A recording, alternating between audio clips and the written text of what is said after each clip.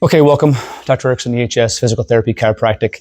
So let's talk about if you're having a leg pain, right? So very commonly, any kind of pain that happens like in the buttock, back of the hamstring, maybe even below the knee into the calf or ankle, can be confusing, especially if it's kind of in that like lateral hip, buttock, back of the hamstring, will often be labeled as a sciatica or a piriformis type syndrome.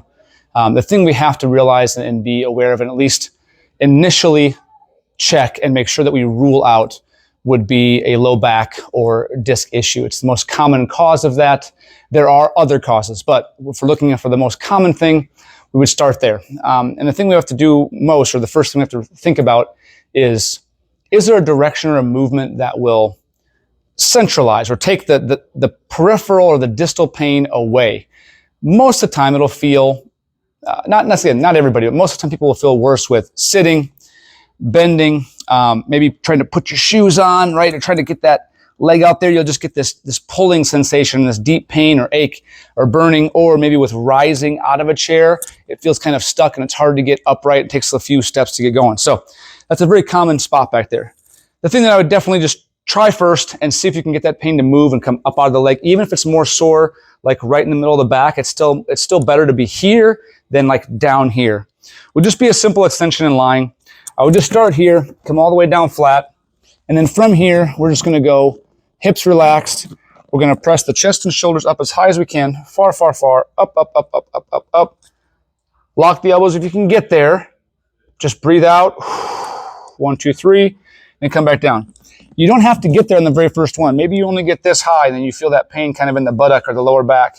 And that's fine. You can actually feel it increased into the leg a little bit as long as when you come back down, it's no worse.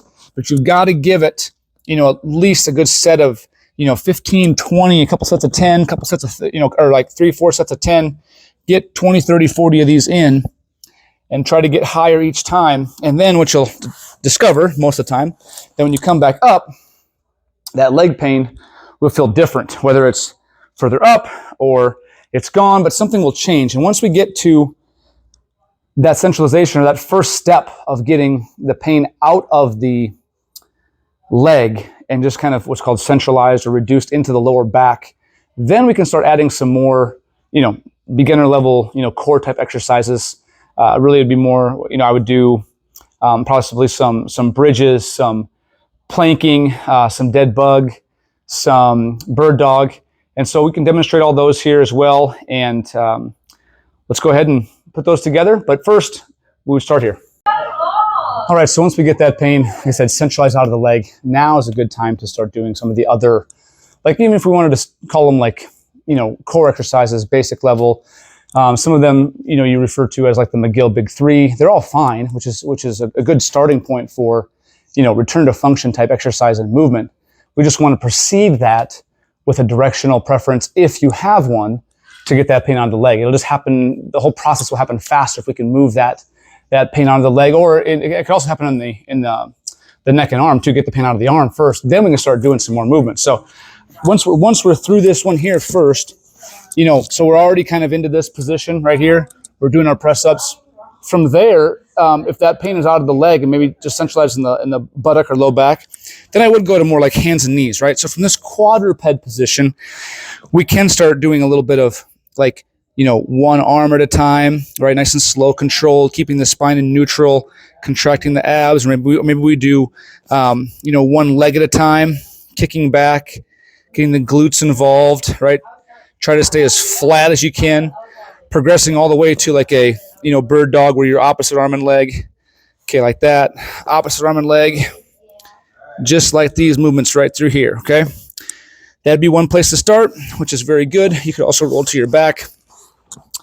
And then we can work on a little bit of keeping the hips and the low back flat against the table or floor, not too arched, not too rounded. You don't want to bend too much, but just flat, tight. We can work on that little bit of like a dead bug, right? Where we're taking, I actually probably like going opposite arm, opposite leg, like that. You could also just hold here, maybe just do like a step, like a fall out. So step up this way, like that. You could do all one side, or you could alternate. So step out, come back, right? This is A little bit more basic, because this is more advanced, both legs up, and then just go one at a time. That's a little bit harder to do and might, pull a little bit.